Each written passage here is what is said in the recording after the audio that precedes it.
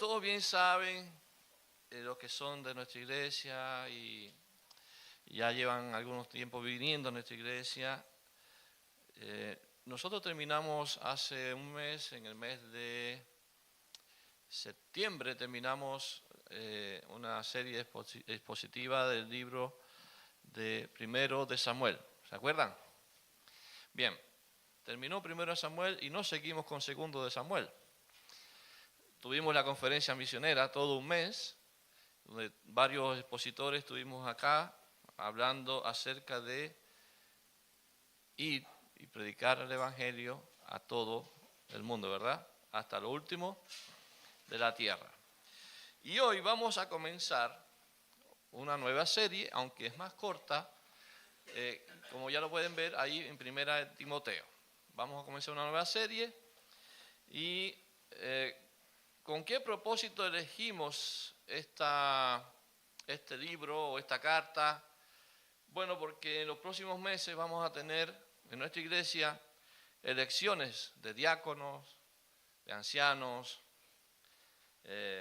y por tal motivo obviamente hemos decidido como cuerpo pastoral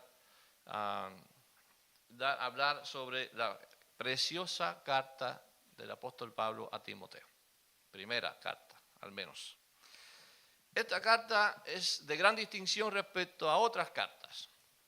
Pablo escribió varias cartas en el Nuevo Testamento, ¿verdad? Muchas de ellas fueron guiadas o fueron escritas hacia iglesias. Por ejemplo, a los colosenses, a la ciudad de Colosas, a los filipenses, a la ciudad de Filipo, a los efesios, a la ciudad de Éfeso, etcétera, etcétera, etcétera. Pero aquí encontramos, junto con Filemón, junto con Tito y Primera y Segunda de Timoteo, esas cartas son escritas a personas, no a iglesias, ¿ok? Es una distinción respecto a otras cartas. Ahora, no significa que como fue escrita a personas, no, es para la persona, no es para la iglesia. Sí, es una enseñanza general para todos en la iglesia, porque de hecho el propósito del apóstol Pablo era enseñar a Timoteo o guiar a Timoteo a servir mejor en la iglesia y a corregir cosas que ocurrían en la iglesia, edificar la iglesia en el fondo. Fue dirigida, dice allí, obviamente, a Timoteo. Primera epístola, según mi Biblia, dice primera epístola del apóstol Pablo a Timoteo. Fue dirigida a él. Timoteo es un nombre compuesto por dos nombres. Timo viene de la palabra time, en griego, que significa honra o estima. De ahí viene la palabra estima, de esa palabra griega, time. Y Teo, obviamente, significa Dios, el que honra o estima a Dios. Qué bonito nombre. Así que los que no tienen hijos, por favor. Timoteo, ¿eh? Es muy bonito. Según entonces su nombre, así era Timoteo. Gracias a Dios, un buen ejemplo, que el nombre concordaba con su testimonio, con lo que él realmente fue. Timoteo honraba a Dios. Era pastor en la iglesia en Éfeso en el momento de esta carta, y por eso de las instrucciones dadas por el apóstol Pablo a su hijo espiritual Timoteo. Recopilemos algo de historia para entender mejor la carta. Siempre es bueno cuando comenzamos algo a hacer contexto histórico, y es importante entenderlo. Primero, Pablo reconoce a Timoteo, o conoce a Timoteo, en su segundo viaje misionero. En Hechos capítulo 16, versículo 1 al 3, dice así: Después llegó a Derbe y a Listra, y he aquí había allí cierto discípulo llamado Timoteo, hijo de una mujer judía, pero de padre griego, y daban buen testimonio de él los hermanos que estaban en Listra. Mire qué interesante. Daban buen testimonio de Timoteo los hermanos de Listra. Y en Iconio, quiso Pablo que éste fuese con él, y tomándole, le circuncidó por causa de los judíos que habían en aquellos lugares. porque todos sabían que su padre era griego. Ok, eso es el primer dato. Segundo dato, Timoteo era hijo de un padre griego y de una madre judía creyente. Se cree que Timoteo y su familia, su madre y su abuela, escucharon el Evangelio por medio de Pablo en el primer viaje misionero, aunque no se menciona. ¿Ya? Porque Pablo estuvo justamente ahí, en Derbe y en Listra, donde hubo un alboroto, de hecho, apedrearon al apóstol Pablo en Listra, y él, seguramente ellos fueron testigos de aquello que sucedía, un pueblo chico, obviamente, en aquel lugar. Posiblemente, no lo estoy dando timbrado, allí, que era judía, su mamá, bueno, pues pudo recibir a Cristo en su corazón. ¿Ok? Seguimos. Pablo circuncida a Timoteo por causa de los judíos. Esto para que no hubiese impedimento, por ejemplo, de entrar a la sinagoga, porque las sinagogas judías solamente podrían entrar quienes eran, ¿qué? Circuncidados, no los incircuncisos, porque recuerden que, como explica el pasaje que acabo de leer, su papá era griego, ¿ya? Y era incircunciso. ¿Ok?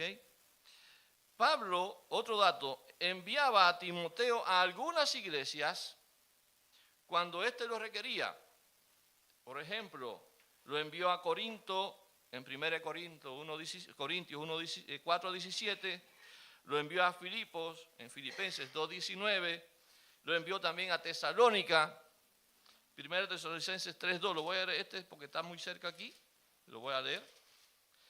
Dice: por lo cual no pudimos soportarlo más, acordamos quedarnos solos en Atenas y enviamos, eso está escribiendo Pablo a la iglesia de Tesalónica, en la primera carta, en 1 Tesalonicenses capítulo 3 versículo 2 dice: y enviamos a Timoteo, nuestro hermano, servidor de Dios y colaborador nuestro en el Evangelio de Cristo, para confirmaros y exhortaros respecto a vuestra fe.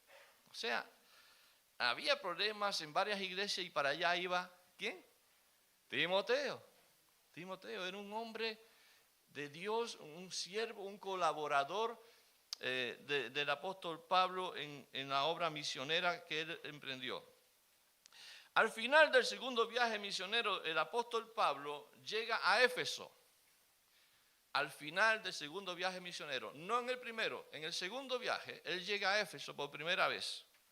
Ahí en el capítulo 18, versos 19 al 21, lo pueden leer. Allí los de Éfeso dice que pidieron a Pablo, al apóstol, que se quedara por más tiempo, pero él no quiso y siguió su rumbo. Ya en su tercer viaje misionero, Pablo vuelve a Éfeso. ¿Por qué estoy hablando de esto, hermano? Porque es importante. Es importante para entender todo el contexto. En su tercer viaje misionero, Pablo vuelve a Éfeso y allí estuvo unos 3 años, según la Escritura. Y luego de un alboroto que también ocurrió, Pablo se va a Macedonia, más al norte, llega a Corinto, a Atenas, y va regresando por donde mismo vino y llega hasta Mileto, que está muy cerca de Éfeso.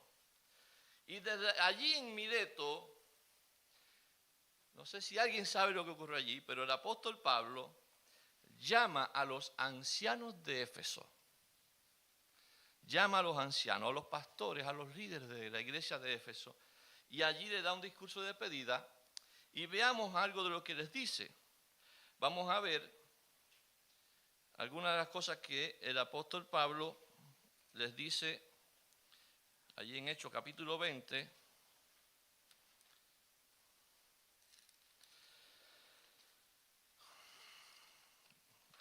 versículo 27 al 30. Porque no he ruido, dice el apóstol Pablo, cuando le dice estas cosas los ancianos de Éfeso en Mileto, porque no he rehuido anunciaros todo el consejo de Dios. ¿Qué es lo que anunciaba Pablo? ¿Su experiencia? No, el consejo de Dios. Por tanto, mirad por vosotros. Esto, en otras palabras, está diciendo, examínense. Miren por vosotros y por todo el rebaño, por todos los hermanos que están a su alrededor, en que el Espíritu Santo os ha puesto por obispos, anciano, pastor, presbítero, ¿ya? Para apacentar la iglesia del Señor, para cuidar la iglesia del Señor, para pastorear la iglesia del Señor, la cual Él ganó con su sangre, no ustedes, sino Él, el Señor Jesucristo. Porque yo sé que después de mi partida, ya Pablo iba a ir desde Mileto hasta Jerusalén, después de mi partida entrarán en medio de vosotros lobos rapaces. Mira qué interesante, que no perdonarán al rebaño. Wow. Y de vosotros mismos, dijo Pablo, no se le quedó callada, no se le quedó callado, y de vosotros mismos se levantarán hombres que hablen cosas perversas para arrastrar tras sí a los discípulos. ¿Más claro? Mira, agua. Eso dijo Pablo ya en su último viaje ahí a Éfeso, escrito o anotado por Lucas en su tratado llamado Hechos de los Apóstoles. Por favor, notad lo que dice Pablo una vez más a los ancianos de la iglesia en Éfeso. De ustedes saldrán lobos rapaces y hombres que hablen cosas perversas. De ustedes. Algunos años después, se cree que después del primer encarcelamiento en Roma, si usted sigue la historia del libro de los Hechos hasta el final, Pablo es encarcelado. Y ya para el final del libro de los Hechos, Pablo es liberado. ¿Ok? Pablo es liberado. Después de su primer encarcelamiento en Roma, el apóstol siguió visitando iglesias junto a Timoteo. ¿Por qué se cree esto? Porque hubo, por ejemplo, a diferencia del segundo encarcelamiento, Pablo siempre esperaba su liberación, lo cual ocurrió. Ahí termina diciendo el libro de los Hechos que él estaba predicando y enseñando, dice que permaneció, el último pasaje, permaneció en varios años enteros en una casa alquilada y recibía a todos los que en él venían, predicando el reino de Dios y enseñando acerca del Señor Jesucristo abiertamente y sin impedimento. Y ahí termina el libro de los Hechos. Y de ahí en adelante no se narra nada más de lo que pasó con Pablo. Pero muchas cosas sucedieron, entre esas esta carta, después de la liberación. Se cree además que el apóstol Pablo no solamente llegó después de vuelta a las iglesias que él había realizado o visitado o que había, digamos, por donde había predicado, sino se cree que también llegó hasta España.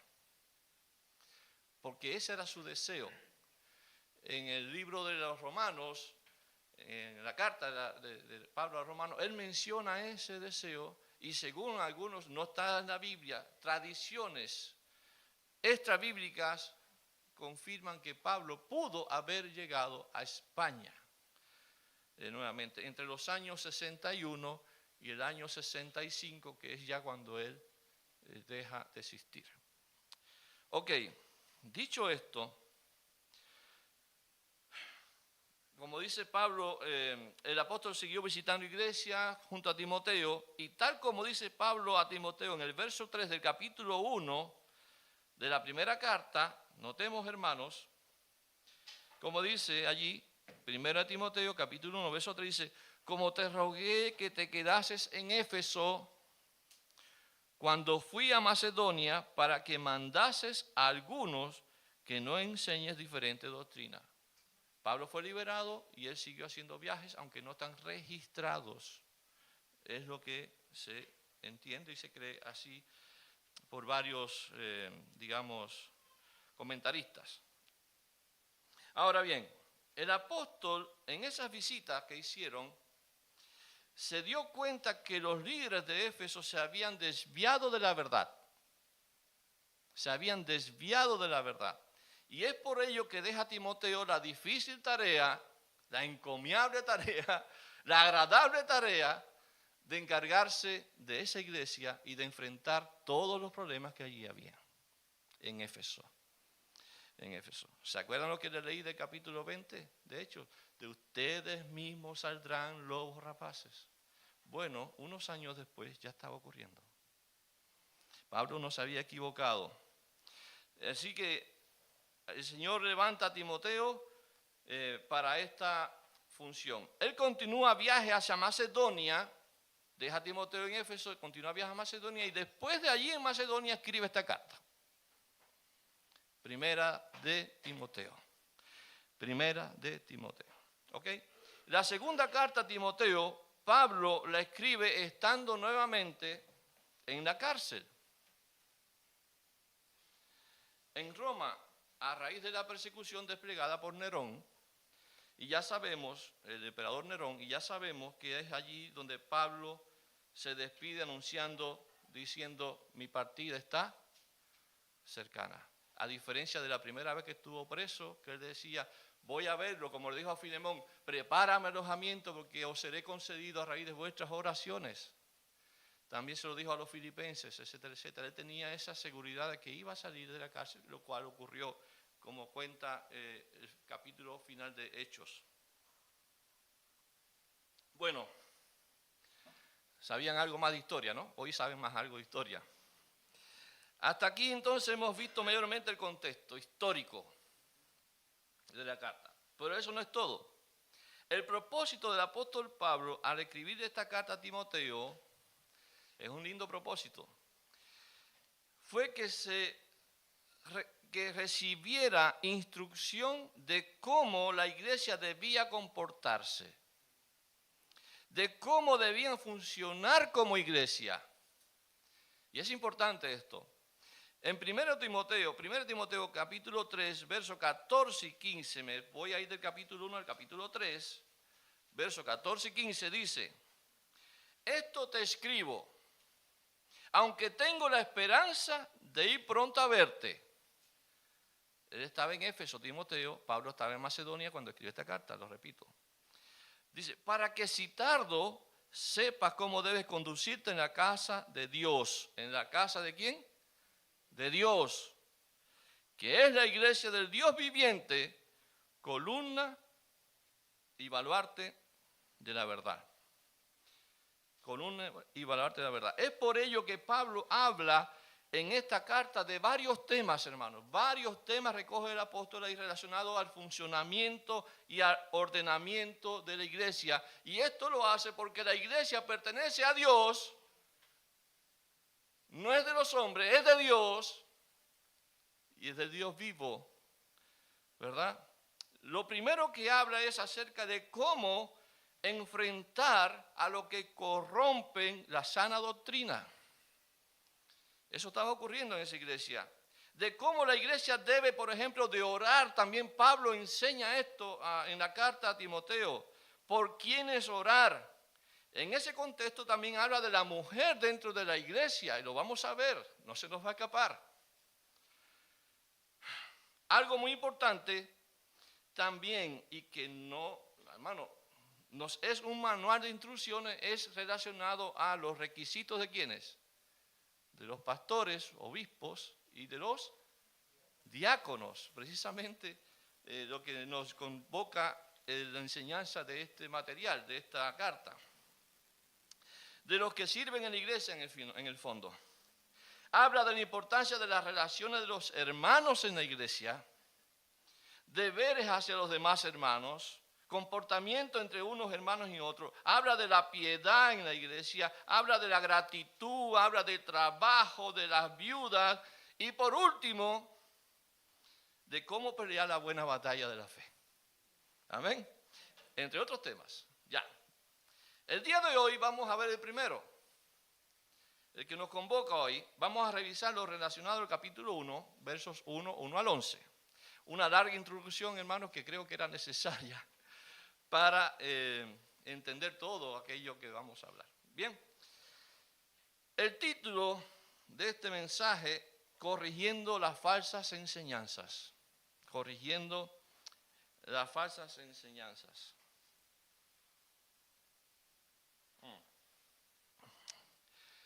Mirándolo un poco globalmente, hermanos, se requería el apóstol Pablo para el buen funcionamiento, para honrar al Dios de la iglesia, se requería un buen funcionamiento de la iglesia.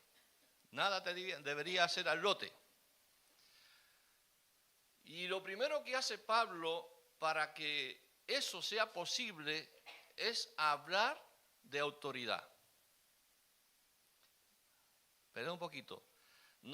La carta no la está enviando cualquiera. No la está enviando el hermano Pedrito, que el hermano Pedrito se sentaba en la iglesia y de repente veía a la iglesia. No. Lo está hablando el apóstol Pablo. En nombre de Jesucristo.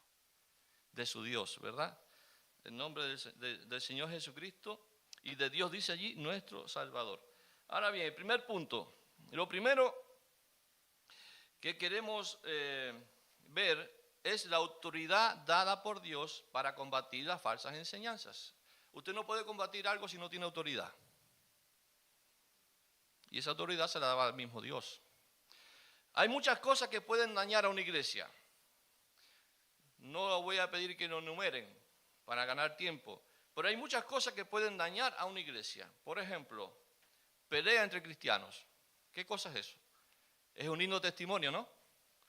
No, pues, es mal testimonio. Murmuraciones. Hermano, la murmuración destruye vidas, destruye hermanos, personas, dañan. Pecado. Y dígase pecado, dígase la falta también de disciplina sobre el pecado, que muchas iglesias toleran. Entre otras cosas, hay cosas que dañan a las iglesias. Pero hay una cosa que socava los cimientos de la iglesia. Y es precisamente lo relacionado a la enseñanza, la doctrina. La doctrina. Alguien dijo, enseña algo falso y destruirás una iglesia. Perderá el propósito para el cual fue la iglesia, si es enseñada con una falsa enseñanza, una falsa doctrina. Una de las cosas que el Señor condenó, nuestro Señor Jesucristo condenó fehacientemente las iglesias, por ejemplo, del Apocalipsis. ¿Recuerdan el mensaje a las 7 iglesias? Fue precisamente la doctrina que permitían dentro de iglesias. Por ejemplo, la iglesia de Pérgamo, que seguía y practicaba la doctrina de los nicolaitas. Y usted dice, ¿quién eran los nicolaitas, pastor? No se sabe efectivamente quiénes eran, pero tenía seguidores y hacían cosas muy malitas. Algunos creen que alguien se llamaba Nicolás y ellos seguían a ese hombre o ese líder, o también viene de la palabra Nicola, que significa comer. Entonces hacían comidas con algunas cosas, de algunas características, por ejemplo, sacrificios a los ídolos y comían de esas comidas, y también había relaciones sexuales en esas comidas. ¿Ok? Entonces, le dice el Señor a Pérgamo, lo condenaba porque ellos seguían y practicaban la doctrina nicolaita, quienes promovían el sexo desordenado y comían alimentos sacrificados a los ídolos. Allí el Señor se presenta en las 7 iglesias, esa carta a las 7 iglesias, el Señor se presenta y le escribía al ángel de la iglesia, o sea, al pastor o a los pastores de la iglesia. Y ahí se presentaba Él. El amén, el primero y el último, el Hijo de Dios, el testigo fiel. Para poder corregir a esas iglesias, el Señor le decía, yo soy quien te está diciendo estas cosas. Autoridad total. Y si tú no obedeces, vas a sufrir las consecuencias. Te vomitaré, dice a una iglesia, te vomitaré de mi boca, porque tú no eres ni frío ni caliente, sino tibio, te vomitaré de mi boca. Wow. ¿Qué lo decía el Señor? Entonces, de la misma manera, Pablo se presenta no como a título personal, no como, oye, aquí yo quiero el bien para la iglesia, sí, tú quieres el bien, pero no vas a título personal, vas a título del Señor de señores, sino como aquel que tiene autoridad para corregir lo que no anda bien en la iglesia. Tenía toda la autoridad de parte de Dios para corregir lo que estaba sucediendo allí. Y era tan importante la doctrina, hermanos, y la lucha contra las falsas enseñanzas, que en el verso 1, Pablo se presenta a Timoteo con esas credenciales. Pregunto, ¿por qué se presenta con esas credenciales? ¿Acaso Timoteo no conocía a Pablo?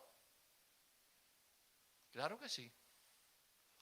Claro que sí, que lo conocía. Sabía bien quién era Pablo. Para Pablo esta no era una carta más, era muy importante recalcarle a Timoteo quién estaba escribiendo y en nombre de quién estaba escribiendo.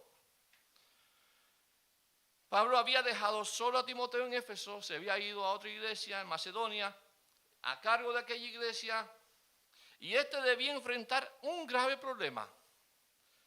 Es por ello la necesaria presentación de Pablo. Lo primero que le entrega es autoridad. Se presenta como lo que fue apóstol, dice allí, versículo 1, Pablo, apóstol de Jesucristo. Apóstol de Jesucristo, pero dice además, por mandato, ojo, no te lo estoy mandando yo, Timoteo, ¿por mandato de quién?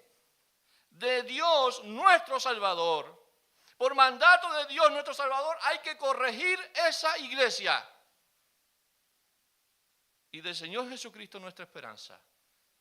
Es necesario entonces tener y conocer que para eliminar algo que está podrido se requiere ¿qué cosa? Autoridad. ¿De quién? Del líder. ¿En el nombre de quién? Del Señor. En el nombre del Señor. No en todas las salutaciones de Pablo se menciona esto así, por mandato. O sea, lo que Pablo estaba transmitiendo a Timoteo era tremendo, hermanos. Debía Timoteo darle importancia a estas instrucciones, mucha importancia a estas instrucciones como lo que es un mandato directo de Dios a su labor pastoral y a la iglesia en general, porque no se quedaba solamente en el Timoteo, también pasaba a la iglesia. Ok. Entonces, para corregir falsas enseñanzas o falsas doctrinas en una iglesia, se requiere ¿qué cosa? Autoridad de Dios. Segundo, lo que podemos ver en esta tarea de corregir las falsas enseñanzas es la necesidad de hombres fieles.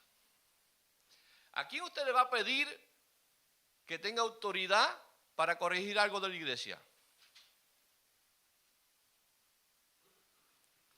Es importante esto, hermanos. Son detallitos que muchas veces no observamos y aquí nos está diciendo el apóstol lo que es.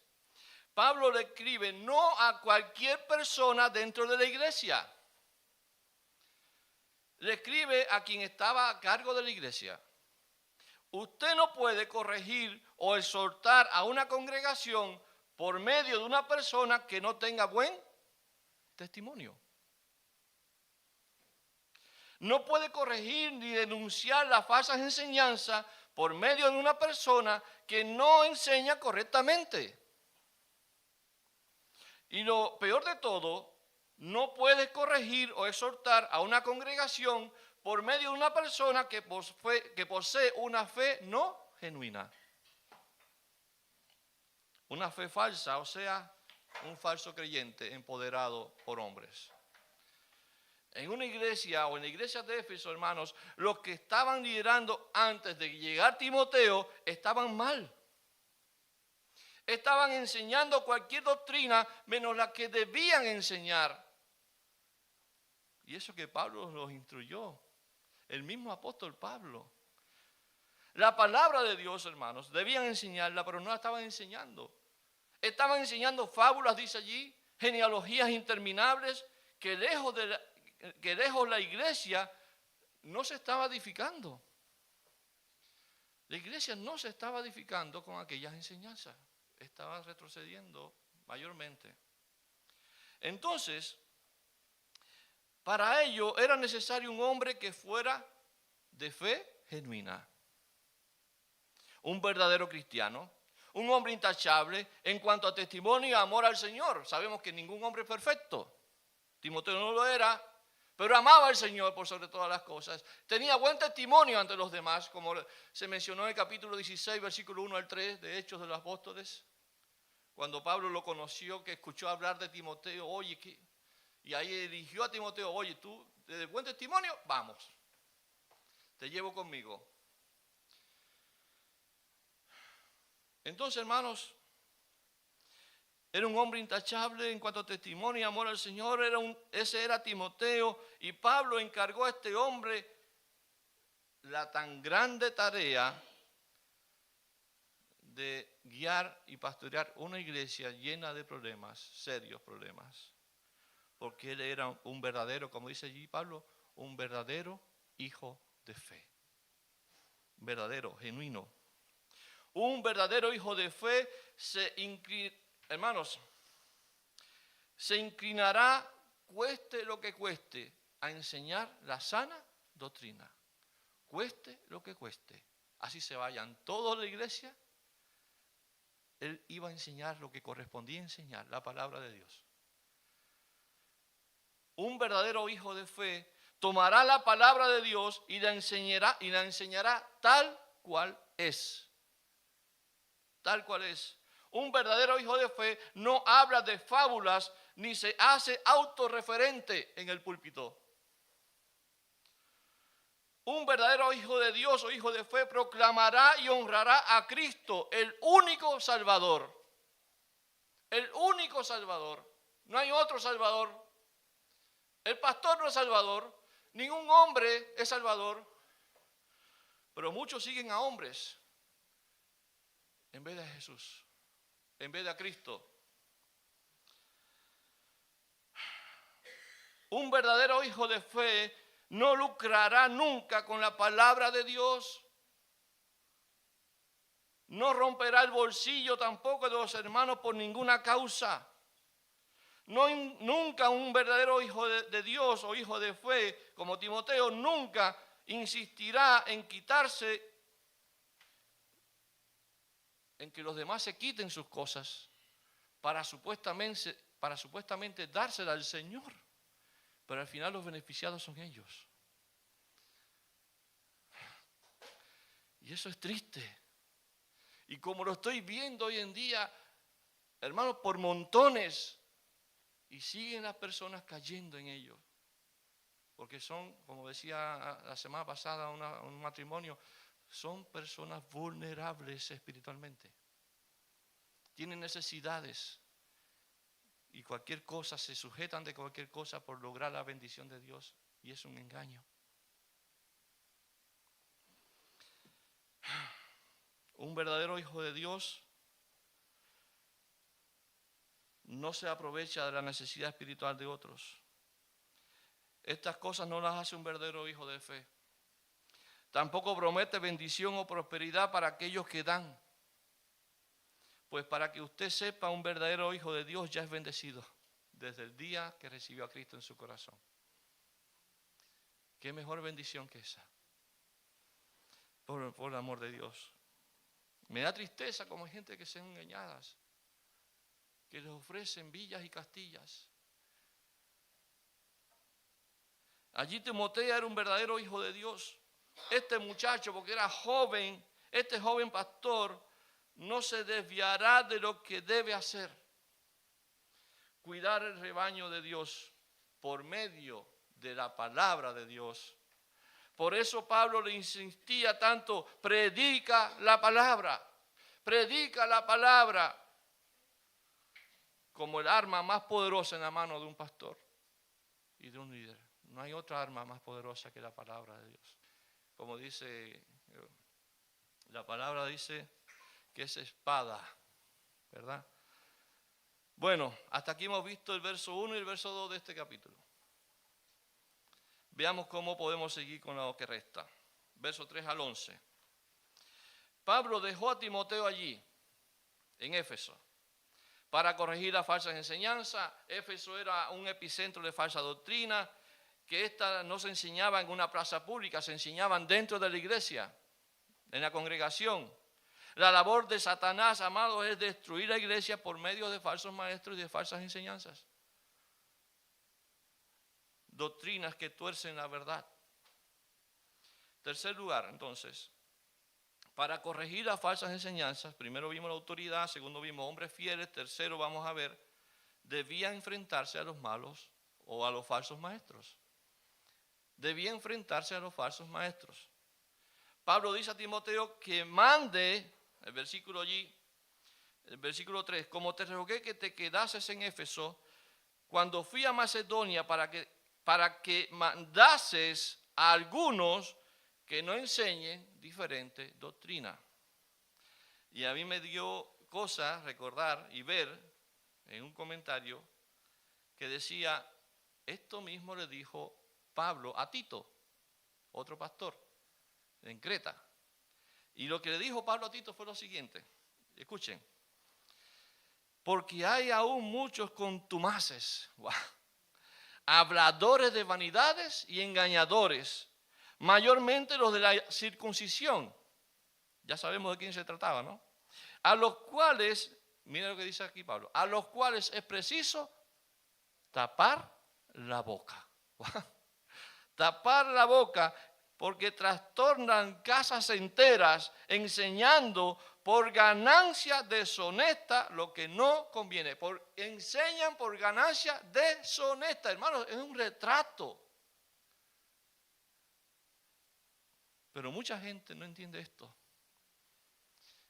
Y siguen cayendo en los errores y siguen cayendo como víctimas de estos contumaces, como dice aquí Pablo a Tito, porque no tienen conocimiento de la palabra de Dios.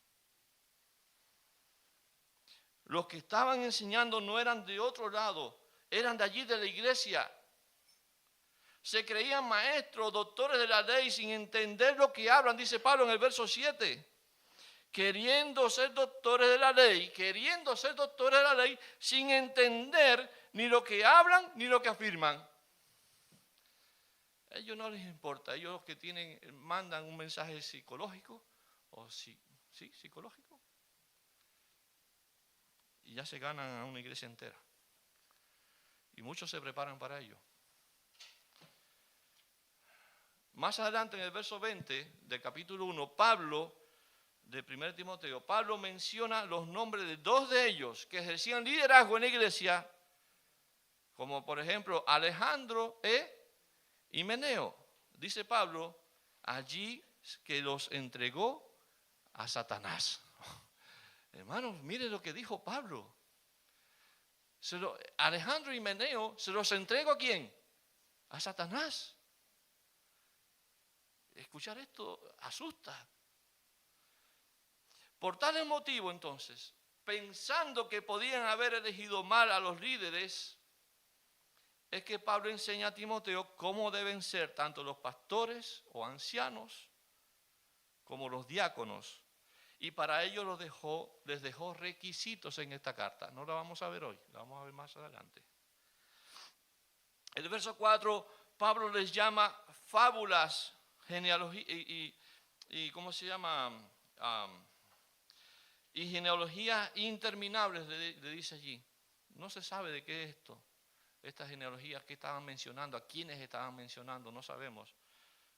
Seguramente algo judaizante, posiblemente, a lo mejor de pertenecer de Moisés, descendiente de Abraham, no tengo idea, especulaciones. No voy a seguir hablando porque no quiero seguir especulando el tema. Pero no dice que enseñaban fábulas y genealogías interminables, y algunas de las enseñanzas que se promovían dentro de la iglesia eran estas. En el capítulo 4, además, se nota parte de esas enseñanzas. Dice que estaban promoviendo el ascetismo. ¿Qué es eso, pastor? ¿Qué cosa es el ascetismo? Bueno, abstenerse de ciertas cosas para lograr así la atención divina o un favor divino. Por ejemplo, en el capítulo 4 dice, lo voy a buscar, versículo 3, dice, prohibirán casarse porque las relaciones sexuales tienes que, ¿cómo se llama? A los matrimonios, tienes que evitar las relaciones sexuales. incluso en el matrimonio. Prohibirán casarse y mandarán abstenerse, dice, de alimentos que Dios creó para que con acción de gracias participasen de ellos los creyentes y los que han conocido la verdad. Porque todo lo que Dios creó es bueno y nada es de desecharse si se toma con acción de gracias, porque por la palabra de Dios y por la oración es santificado. El ascetista decía, debemos de no hacer esto, y así vamos a agradar a Dios, así vamos a tener el favor divino. Bueno, hay mucha gente haciendo eso, ¿no? Algunos le dicen que vayan arrodillados hasta el lugar tanto, que se golpeen, no sé, se hieran, se hagan daño y con eso logran el favor divino, el perdón de Dios. Hermano, hay tantas variantes. Bueno, lo que motiva entonces a los falsos maestros es un deseo apasionado de ser ellos reconocidos. Algunos, no sabiendo nada, se creen, dice, doctores de la ley. Quieren estatus también. Reconocimiento, estatus. Destruyendo así la vida espiritual de las personas. Un día una hermana me preguntó si debía quedarse en una iglesia o debía irse. No de esta iglesia, era de otra iglesia, ¿ya? Para que no nadie vaya a especular quién fue. La pregunta que le hice fue la siguiente. ¿Se predica la palabra de Dios de verdad o el púlpito se usa para hacer notar lo grande y bueno que es el pastor? Y lo que hace el pastor y lo que prometen felicidad a todos los que dan más allá de sus fuerzas. Si es esto último, entonces corre. Vete de ahí. Huye. No sigas en esa iglesia. Porque posiblemente seas conducida en vez del cielo al infierno. Vete de allí porque muchos seguirán a hombres y no a Dios. El apóstol Pablo en el verso 8 dice que a pesar que los falsos maestros no enseñaban bien la ley, en sí misma la ley es buena. No es el problema de la palabra, no es el problema de la ley, es el problema de quien enseña y de cómo la enseña. Por ende, la ley es perfecta, dice, agradable y perfecta. Los que enseñan mal son los culpables. Por último, Pablo hace notar un medio para derrocar a las falsas enseñanzas. La ley, la palabra que es buena o es útil, como dice allí el pasaje en griego. Es útil, más que buena, es útil cuando se usa legítimamente, cuando se usa como corresponde. El propósito de la ley no es salvar, ni es para los justos, dice allí la palabra, sino para los transgresores y desobedientes, para los impíos y pecadores, para los que profanan la santidad de Dios, como dice Romanos 3:19. La ley fue dada para hacer notar el pecado. La ley te llevará a meditar de tal manera que tú digas, yo necesito un Salvador. Porque soy transgresor, necesito un Salvador, necesito al Señor. Pablo da un listado de transgresores, no lo vamos a leer ahí los versos 9 al 10. Usted lo puede leer después más adelante. Y al final de este capítulo, el verso 11 nos habla Pablo de la excedencia del Evangelio. En otras palabras, Pablo estaba transmitiendo a Timoteo la importancia de hacer notar lo benigno, lo bueno que es la ley, usada legítimamente, como corresponde. Transmitida por medio del glorioso evangelio dado por Dios, dice allí Pablo. Y quitar la mirada de los hombres, especialmente de aquellos que no usan bien la palabra de verdad. Para finalizar, pensemos en esto. En nuestra iglesia, ¿es nuestra iglesia un lugar donde se enseña correctamente la sana doctrina? Espero que usted lo haya visto como los cristianos en Berea. ¿Qué cosas hacían? ¿Ah? Escudriñaban. ¿Qué es lo que está enseñando el pastor? ¿Qué es lo que está enseñando este hermano? A ver si era acorde a lo que la Biblia decía. La iglesia, amados, debe ahora y siempre, esta generación que estamos aquí, las venideras, mirar lo que se enseña. Si en algún momento surgiese alguien, alguno de nosotros o los que vengan más adelante a enseñar falsas doctrinas, como dice Pablo, cállele la boca. Cállele la boca. En segundo lugar, entonces, cuando escuche el mensaje, ¿cuál es el motivo de ese mensaje? ¿Proclamar la palabra o promoción del pastor? Examine esas cosas. Tercero, ¿busca el mensaje exaltar a Dios? La predicación de hoy, ¿busca exaltar a Dios? ¿Busca honrar a Dios? ¿Dar toda la gloria a Dios? En verdad, me da picazón, hermanos, para decir un término que es desagradable, que es incómodo, cuando escucho púlpitos que hablan más de sí mismos que de la Escritura. No significa que lo estén haciendo con un mal propósito, pero cuando el púlpito oculta al Señor, al verdadero y único Señor, se debe corregir. Se debe corregir. El predicador no es Dios, y mucho menos merece ser elogiado a tal punto de dejar la gloria de Dios de lado. Que nunca eso nos acontezca. Debemos siempre en este púlpito honrar al único que merece la honra, a Jesucristo. Es a quien damos toda la gloria. Amén. Señor, gracias por tu palabra. Y que tú, Señor, nos enseñes a mirar siempre al Salvador. Ayúdanos con sabiduría de lo alto a corregir aquellas cosas que a ti no te agradan.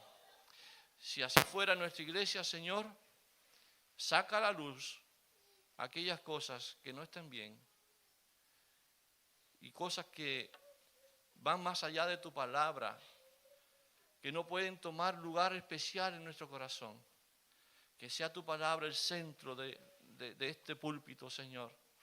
Que tú nos libres de falsas enseñanzas, que tú nos libres a mí como pastor, a los ancianos de la iglesia, a otros hermanos que enseñan o prediquen, aquí, ahora y por mucho tiempo después. Líbranos de ser malos maestros, líbranos de ser malos pastores o predicadores de tu palabra. Sabemos, Señor, que es tu palabra santa, que es bendita y es que es la única que parte el alma, que quebranta el corazón de aquellos que necesitan la salvación. Bendito Dios, sé con las personas que hoy están presentes y los que están escuchándolas. Señor, que sea tu palabra obrando en sus vidas y no la voz de los hombres. Gracias, Señor. Amén.